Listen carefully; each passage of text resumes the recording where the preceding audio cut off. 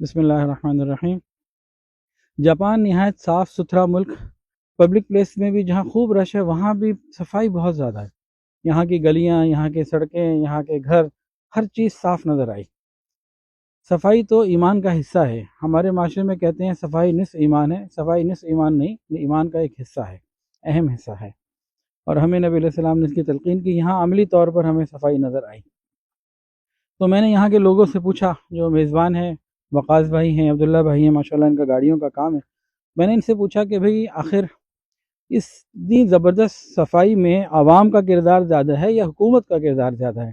کہ یہاں کی حکومت بہت ہی اچھی ہے اور بہت زبردست صفائی کا انتظام رکھتی ہے کہ کوئی پتہ گرنے نہیں دیتی، گرتا ہے تو اٹھا لیتی ہے، کیا ہے یہ؟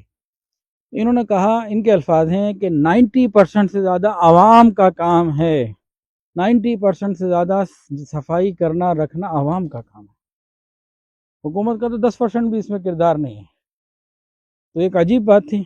پھر اس پہ انہوں نے بتایا کہ بچپن سے ہی، اسکول سے ہی، بلکہ اسکول سے پہلے گھر سے ہی بچوں کو صفائی کی ٹریننگ دی جاتی ہے، ماں باپ صفائی کرتے ہیں، ماحول میں ہر شخص صفائی پسند ہے، تو ایک عادت بن جاتی ہے جو بچپن سے لے کے 55 اور موت تک باقی رہتی ہے۔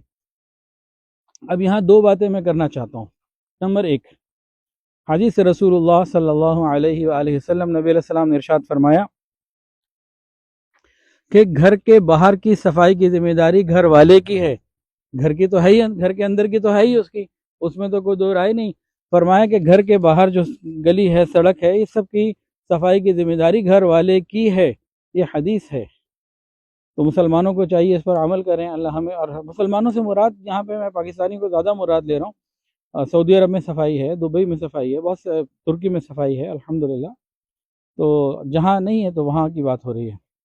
اور اس کے علاوہ ایک اور بات، ایک ہوتا ہے صفائی کرنا، ایک ہوتا ہے صاف رکھنا، گندہ ہونے نہ دینا، دونوں میں فرق ہے۔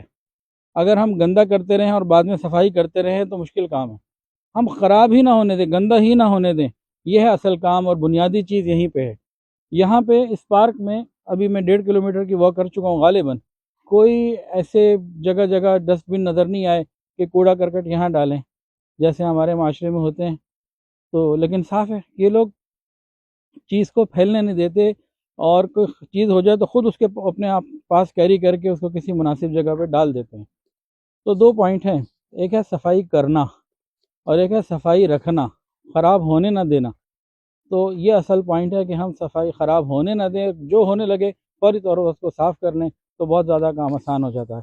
تو یہ صاف ستھرا ملک، اللہ تعالیٰ ہمیں پاکیزہ رہنے کی، صاف رہنے کی توفیق عطا فرمائے۔